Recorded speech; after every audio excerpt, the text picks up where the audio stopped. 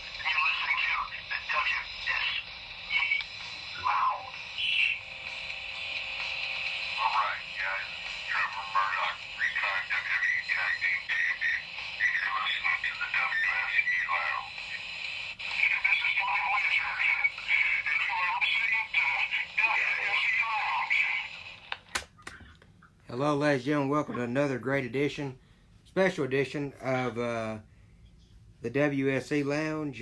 This is 1 week removed from AEW All Elite Wrestling's Double or Nothing pay-per-view that took place at the MGM Grand in Las Vegas, Nevada. Without any further ado, I want to welcome at this time my guest.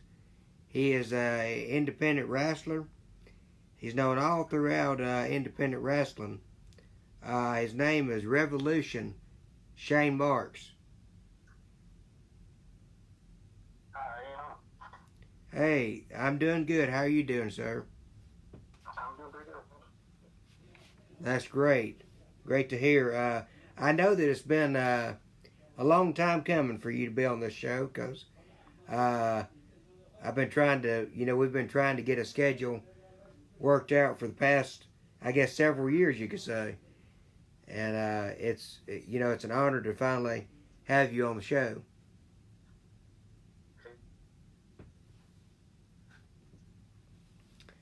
What made you decide that you wanted to be a wrestler?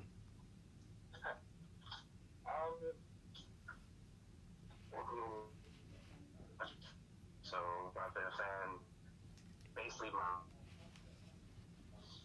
and I was looking for an outlet to see the world, and I always said that try something different, something that shine. You never know. And if you try it, I love what I do. I love wrestling, and this is definitely the right choice that I made. Mm-hmm. And it's hard to put in words why I wanted to be a wrestler because there's so many different avenues for me. But the main reason is because I love professional wrestling so much. Okay, so basically you wanted to, as you were saying, you wanted to try something new, and you wanted to get out there and be recognized, and you have a passion and a heart for professional wrestling, and it's always been in your blood, basically. That's my first show when I was 8, so nothing special. You have to see Roddy Piper, Hulk Hogan, Mr. Perfect, and I always remember that day. It's the thing that really triggered me. Ever since that day, I've loved wrestling. And when that I decided part of it was like the best day of my decision ever made. And that was WrestleMania 1, I believe. Hulk Hogan and Mr. Wonderful against Roddy Piper and Mr. T. No, I'm sorry. Hulk Hogan and Mr. T against Roddy Piper and Mr. Wonderful. Yeah, I remember watching that, and I remember watching that back in the day. And Uh-huh. the first wrestling that I went to was back in, I want to say, '88. Yeah, it was back in '88. My first wrestling show. And,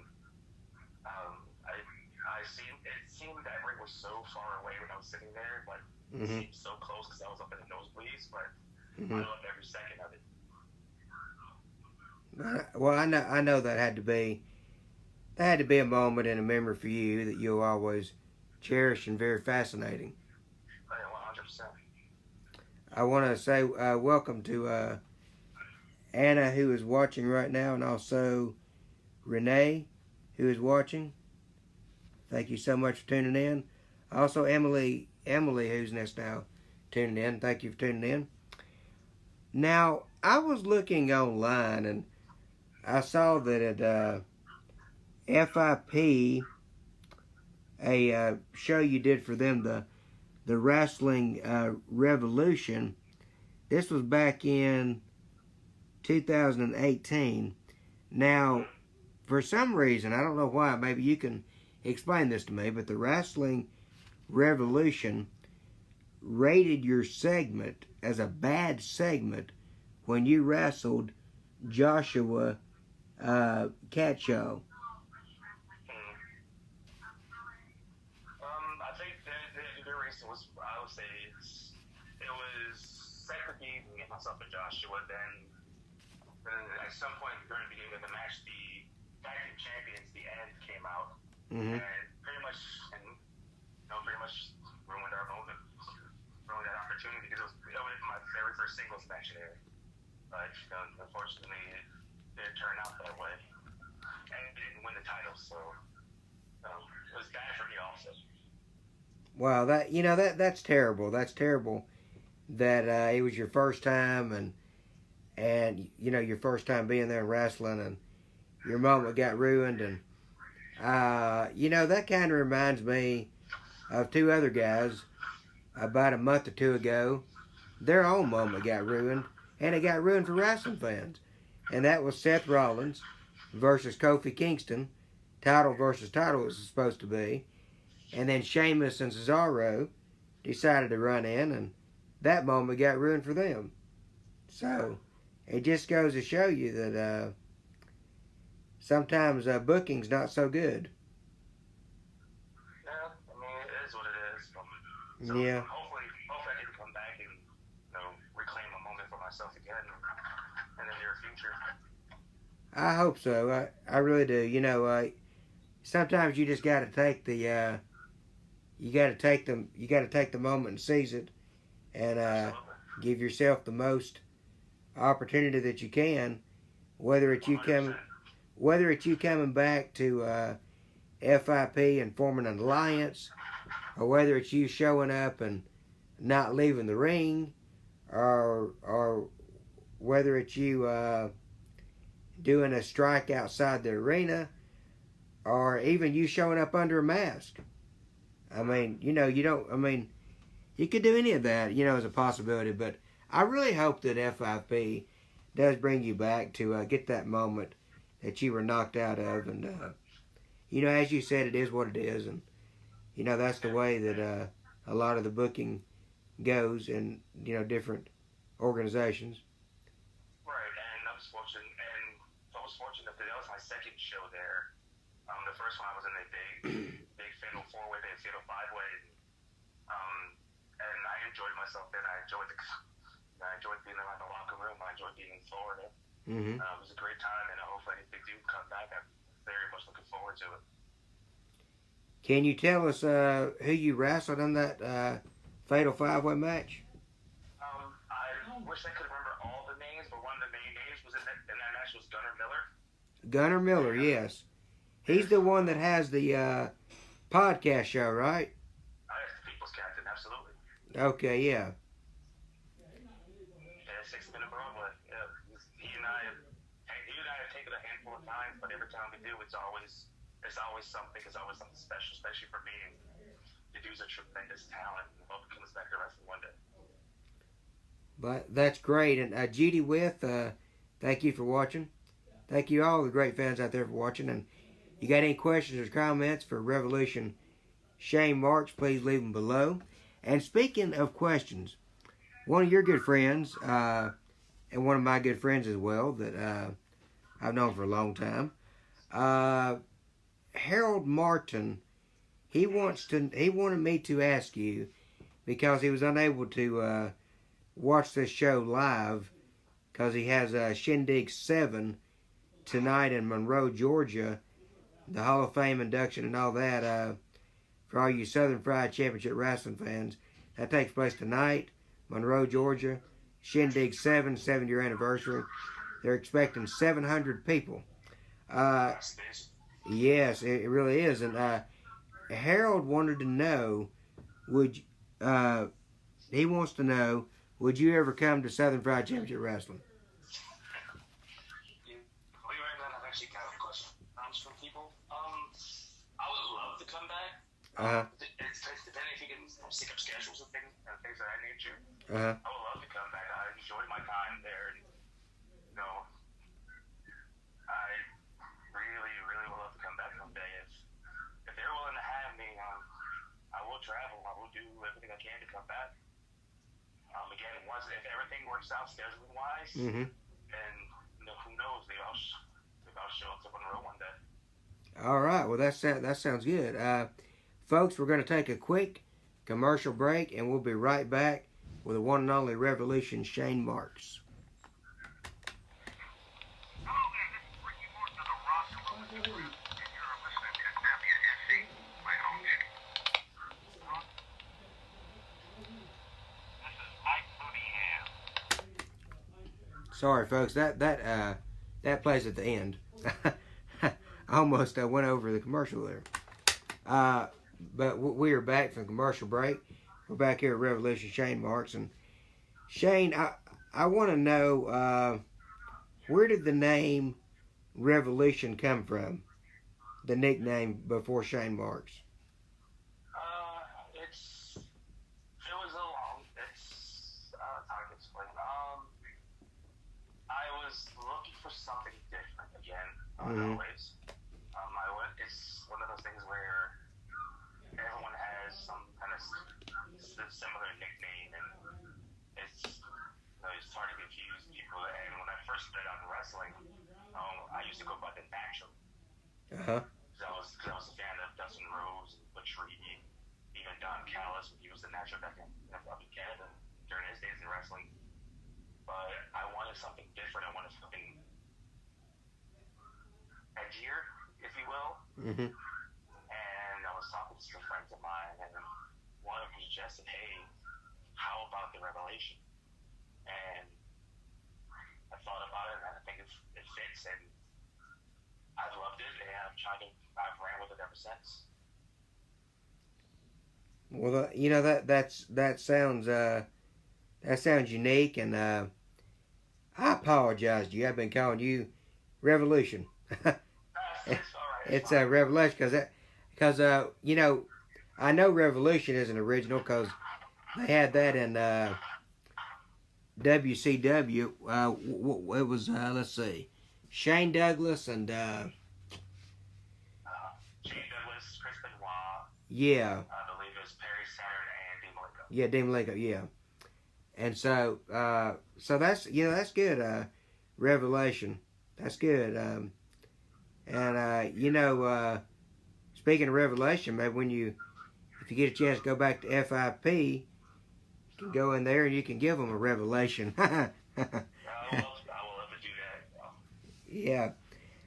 Now, I want to move on to another topic, and I know that you've probably been talking amongst your colleagues and stuff, and let's talk about your thoughts of last Saturday, AEW Double or Nothing, the pay-per-view event that shocked the wrestling world, basically set the wrestling world on fire, and did a lot of out of the normal stuff and made you want to be a fan again. Yeah, it was, from what I saw, it was an amazing show. I didn't get a chance to catch it at that night because I was currently at a show, so I didn't get a chance to watch everything. But from what I got to see and from the surprises here and there, I'd say they knocked it out the park. This is a very good for not just independent wrestling, but professional wrestling as a whole. Because now you have that alternative to where everyone complains about WWE and what they're doing wrong and this and that, but now you have this alternative to turn to, and the fact that they got a TV deal out of it even before Double or Nothing is amazing.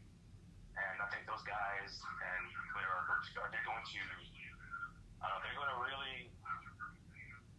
going to really put a good jolt in professional wrestling, which is absolutely needed. They're going to I think they're definitely going to push the WWE, whether they see themselves as competition or not. That's what they're going to do. Mm-hmm. Because everyone's going to want to say, well, what's this new thing over here? And they have a great crew of veterans and people you don't know, people you do know, and the veterans they have behind the scenes helping them out. They have a very good crew. Yes. And they have a very good upswing right now. The only person that can destroy their momentum is them. And right now they have all the momentum in the world.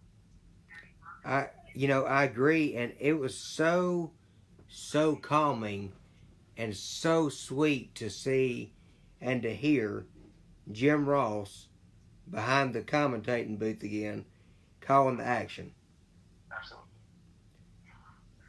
And he's a great mentor for the other two commentators that they had. I'm not familiar with the first gentleman, but Excalibur, the gentleman in the mask, I'm very familiar with him from his times at Pro Wrestling Guerrilla in California. Mm-hmm. I think he's a very great up-and-coming commentator, great play-by-play guy. And, they're a very good upswing, so I'm very much looking forward to it. Yes, I think that I think when they go to TNT, they will, they'll of course have to adjust to the weekly program and stuff. But I think they'll do a really good job. And never before in my lifetime of being a wrestling fan have I heard so many people that, I'm not talking about fans, talking about the wrestlers themselves. Never have I heard of so many people actually wanting out of WWE and complaining about the product. And if you heard the Talk is Jericho with Dean Ambrose or John Moxley, he revealed a lot of things that went on and why he left. And I mean, it makes you wonder if Vince McMahon has lost touch with the wrestling base and what is going on. I mean, I don't know. I mean, it's just it's really weird. I mean, I don't know. Well, from listening to the interview, and there's two different sides. There's the John Moxley side of everything he went through, and there's if you remember back a few years ago, CM Punk's side of everything as well. Yes. So there's two different people that left WWE in two completely different ways. But the end result is the creative process. Creative is this, something's wrong with creative, and they need to fix it. And when you look at certain talents that's come up from, say, the NXT guys, but come up in WWE who were on top of their game in NXT and become the main roster, and there's nothing wrong with starting over, but when your momentum just completely gets killed and they don't take advantage of it because Vince McMahon has a different idea, it starts to become a problem for certain people. So for me, from the outside looking in, you can always say Vince McMahon's the problem, but Vince McMahon has so much more on his plate that's not just professional wrestling. And he's a control freak. He can sell that because that's his company. That's been his baby from day one. That's Vince McMahon's. Vince McMahon's thumbprint is all over it. Mm-hmm. So he's always gonna be set in his ways, especially nowadays. The older he gets, the more set in his ways he will be. But hopefully everyone wants Triple H to have more control. Mm-hmm. So hopefully maybe one day that'll happen. But until then, there'll be guys, women and women, who just won't feel happy because their creative outlet is not being put out more. Yeah, you know, I can't agree more. I mean, you know, McMahon is a genius when it comes to, you know, creating what he created, because he did that, and he turned it into a monopoly, a juggernaut for wrestling. But the thing is, though, you kind of wonder, this is 2019, and Vince McMahon seems out of touch a little bit. I mean, he doesn't seem to be in touch with what the fans want.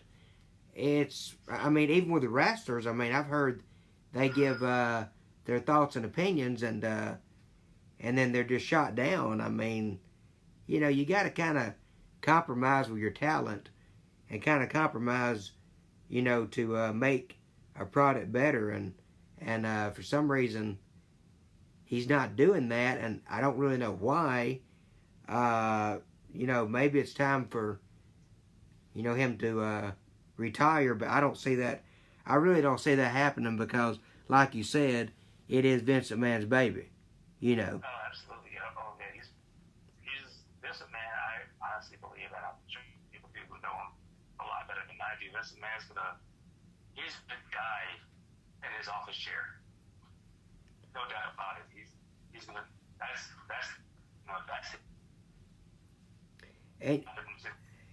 it.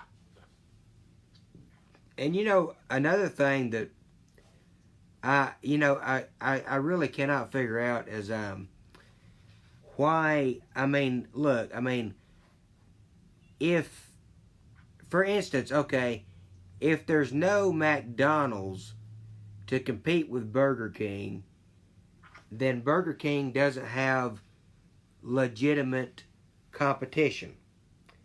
And with Vince and the WWE,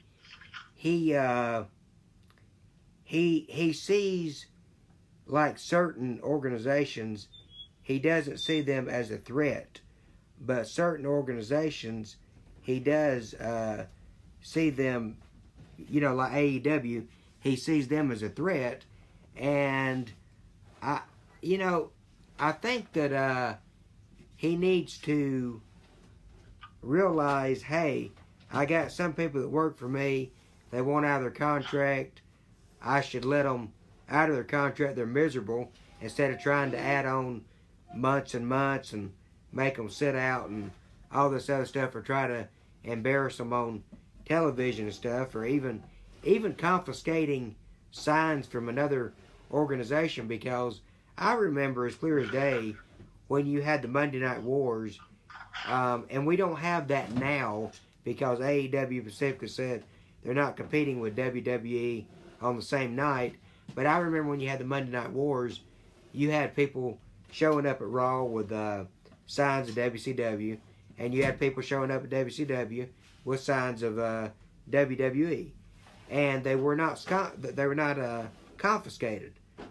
And you know, I think that McMahon should be more open to letting guys out there on the independent scene that are major stars on the independent scene work for another promotion, whether it be House of Hardcore, AEW, Impact, Ring of Honor, New Japan, whatever it may be.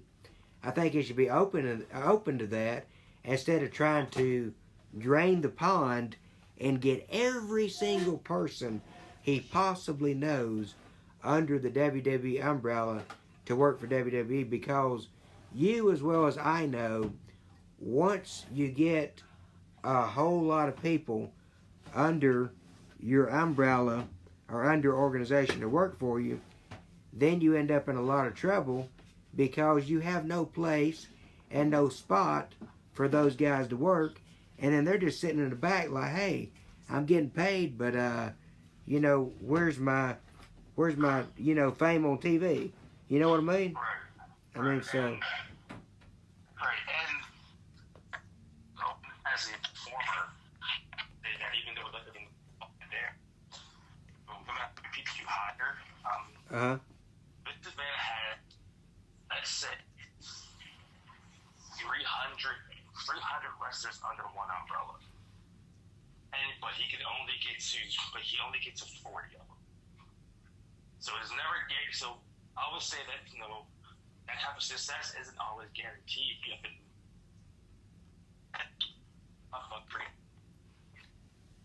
it's still on the wrestlers. Mm-hmm. It's still on them. It's still on the performers. You got to do it yourself. Sometimes you got to find your own way to get noticed. Sometimes you just got to put yourself out there further. No matter what you do, one day this would be walking past the monitor and sees you like, "Why are we using this guy?" And next thing you know, you're on TV. Yeah. Now you're doing stuff on TV, so it's not always the creative process. And granted, I would say 90% of it is, but the other 10% is still on the performer. It's still on that person, that man, or that woman to do something that will catch someone else's eye. Yes, I agree. And if that performer doesn't catch somebody's eye, then usually that performer is not going anywhere, and they're usually on the way out the door, or they're usually just jobbing out, you know, to. Yeah, sometimes you got to say, well, what am I doing wrong? Let me change up what I'm doing now and see what happens there. You know, you always got to find a way to be creative. You always got to find a way to do something else. You know, try that or that, and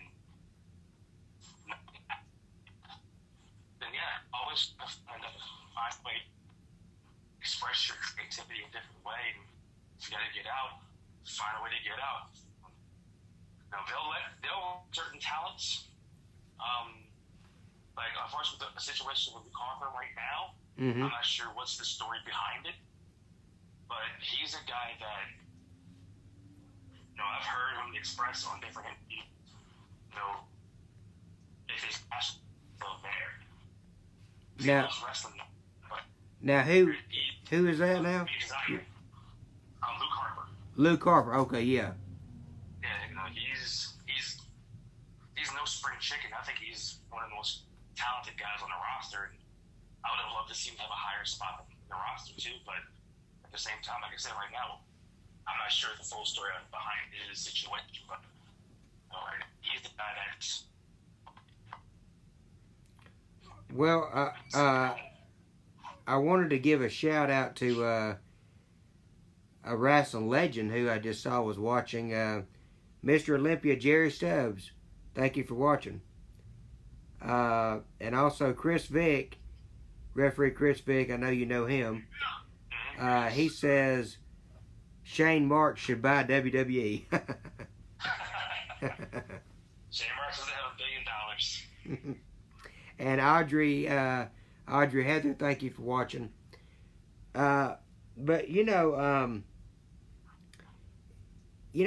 there's certain things that go on within WWE that I do not understand, and I'm not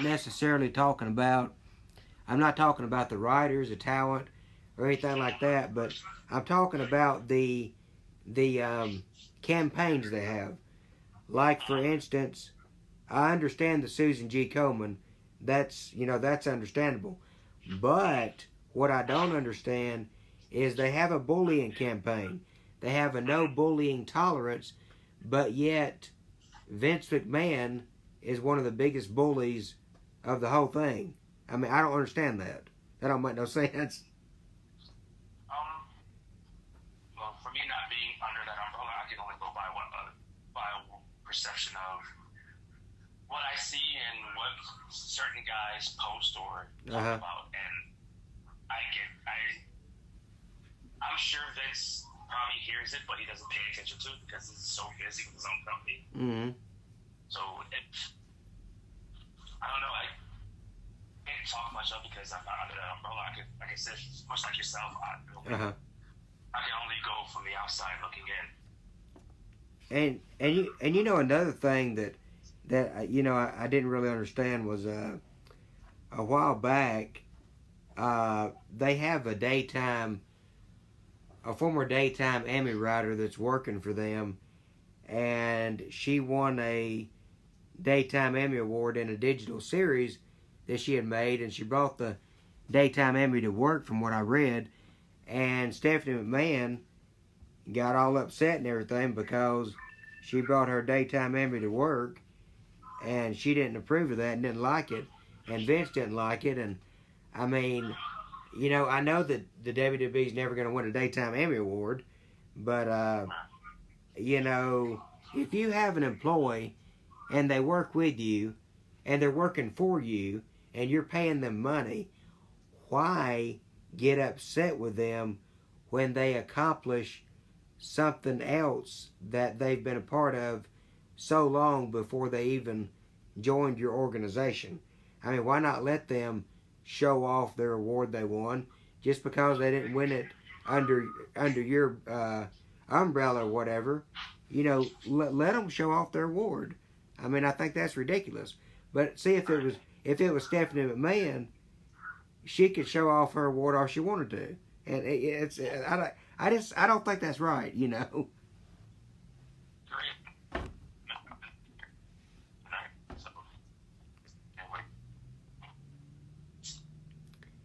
Yeah, your phone is breaking up a little bit. Right. Yeah, it's kind of messed up if it didn't happen that way. And it sounds unfortunate if it did. But again, this is my first time hearing about that particular story, so I'm not too familiar with it. Oh, okay, yeah. It happened last month sometime, right after, it was the night after the daytime Emmys. And she brought her award to work at a meeting, and she sat on the table, and Stephanie and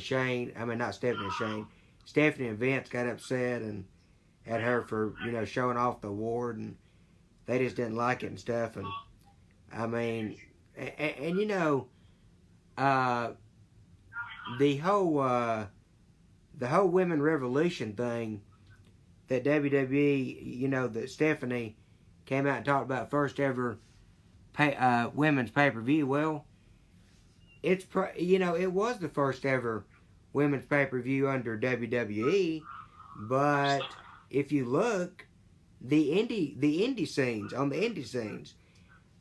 independent wrestling companies, even if it had males working there as well, even if it had men working there as well, they have had all women pay-per-views.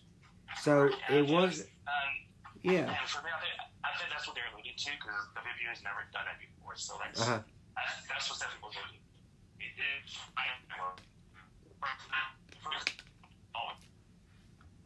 yeah, and I mean, that was one of the things. But yeah. For the WWE to put that amount of focus on the women, it's a huge deal. That's why I didn't see it as, you know, hey, they've been doing it, they did it first.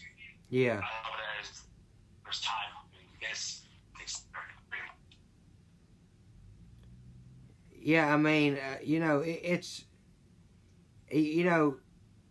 really, I mean, women wrestling has really changed since back in the day. I mean, and it's wonderful that WWE is giving the women a chance, but and this is only from my perspective of what I've read, like you said, I don't work there, you don't work there, you know, I don't know what goes on, but from what I've read, you know, they say that that WWE should focus on the men just as much as the women, and not let it all be about the, you know, like on the storylines. From what I understand, the storylines are more prominently built and stronger on the women's end of the factor, but when it comes to the man storylines, they're not really as built and as strong as they once were. And that's interesting. yeah, so I mean that's what I read, and you know, I mean, and like you said, you know, I mean, we don't work there. I'm just telling you, you know, what I read, and Absolutely. it, you know, and I also read that that the writers of WWE are now working both Raw and SmackDown, and the main person they got to listen to is Dana Warrior, the Ultimate Warrior's widow. Yes, I remember reading something about that. Yeah, so I mean, there's just a lot that is going on, you know, and I mean, and it's even over at. I mean, it happens everywhere, you know. I mean, I'm not gonna sit here and just bash.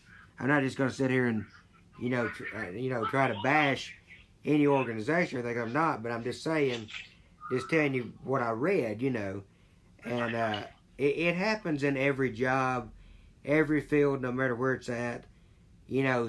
And there's other wrestling companies out there too that it happens in too. We probably just don't read about it. We probably don't know about it, but I'm sure it happens, and I'm sure there's falling out. Like the other day, there was an independent show, and I hope I'm at liberty to mention this. I guess I can because my friend James Green, they call him the Music Man James Green. He goes to a lot of indie shows, like Wrestle America, and this was for I think it was for deep down south wrestling or something down in some part of Georgia. I forget where it was at, but he did a video and it's on YouTube.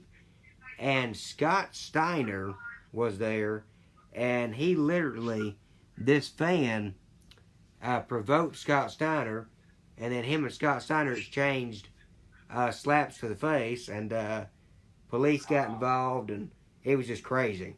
But yeah, and he said after the show that the police had him to go back in their room, and they wanted him to show him their his video footage, and the charges were dropped because they couldn't figure out who threw the first punch, you know. So they dropped the charges because there wasn't enough evidence to prove that. But that's just the kind of stuff that goes on. I mean, and you know, it's like I tell people all the time when I'm interviewing a soap star, even though there's characters that you hate or you love, don't go to bashing the characters. I mean, I mean, you know, don't.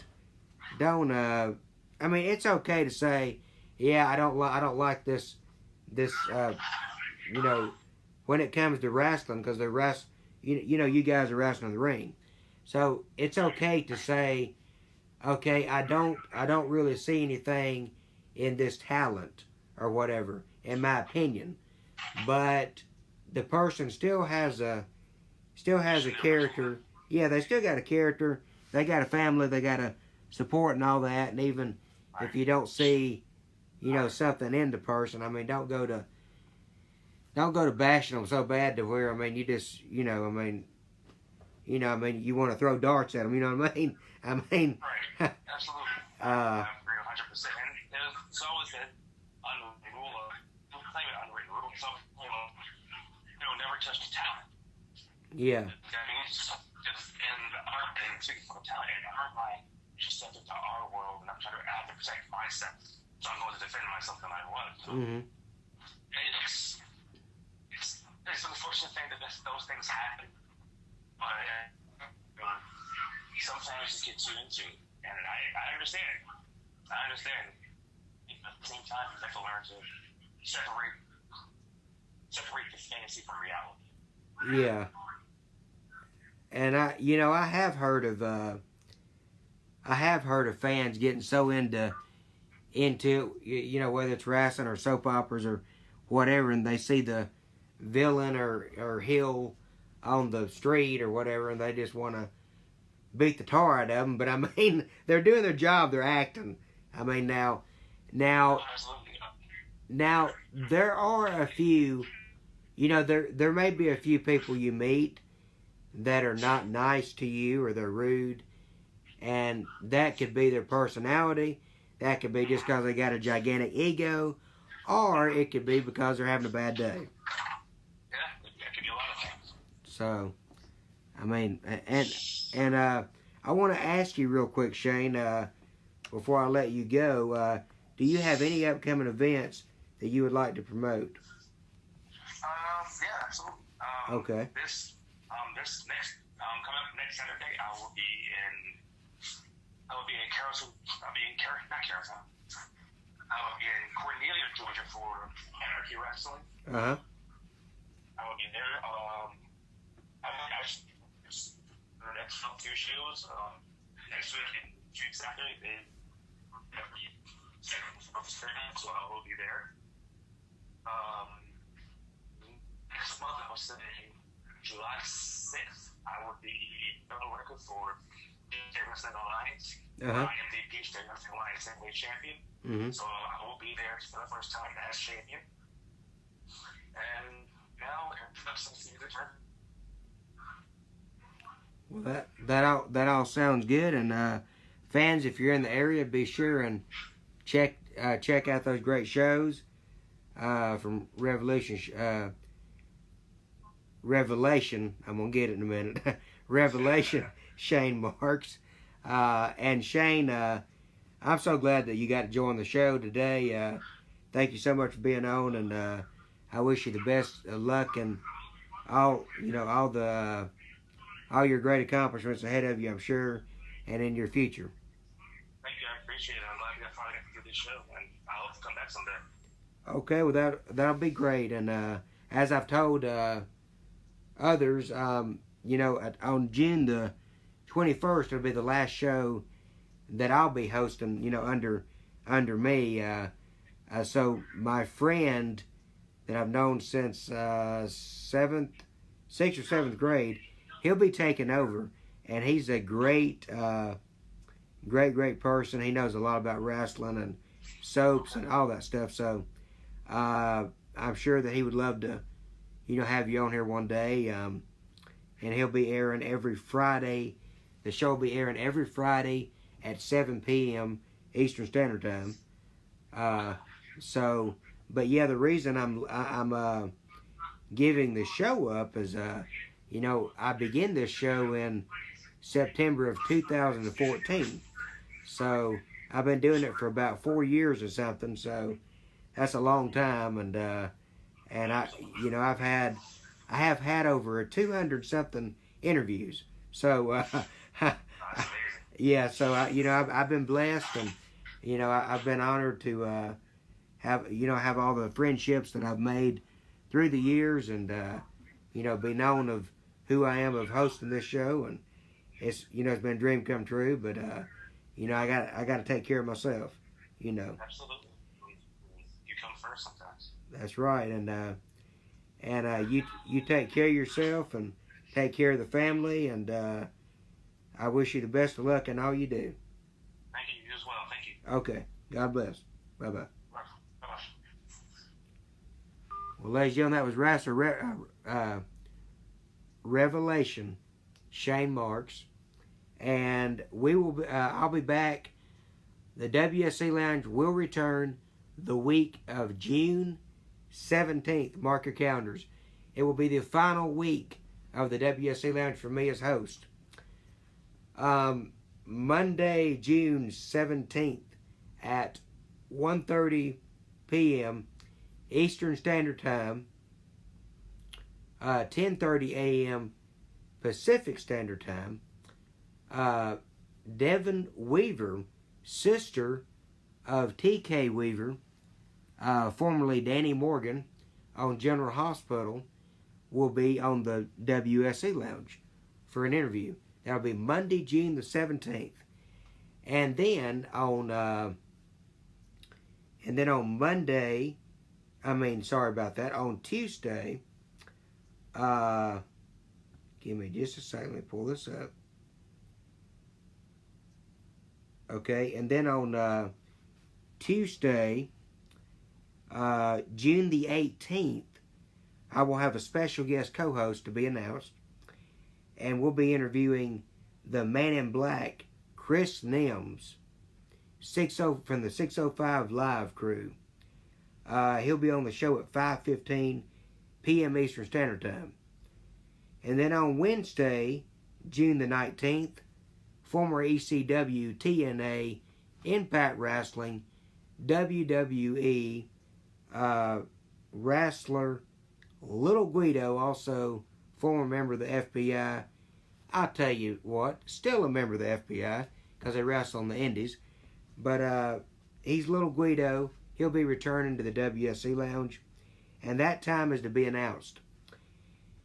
And then on Friday, June the 21st, will be my final show on the WSE Lounge as host. And joining the show will be actor Hudson West, who plays Jake Weber on General Hospital. He'll be my final interview as host. And there'll also be, during that show, since it's the final show, we'll be going all out. It will be, I will have a presentation of the national anthem performed by a previous guest of the show, pre-recorded. And it'll be a great show, so I hope you can all tune into that. I do, and the time for that show on June the 21st is going to be, let me let you know. The time for that show on June the 21st with Hudson West, give me just a second, is going to be, so you can mark your calendars. As of now, if the time changes, I will let you know. But as of now, the time for June 21st, the last WSE Lounge show, hosted by me with Hudson West, will be it will be at 12 p.m. Pacific Standard Time.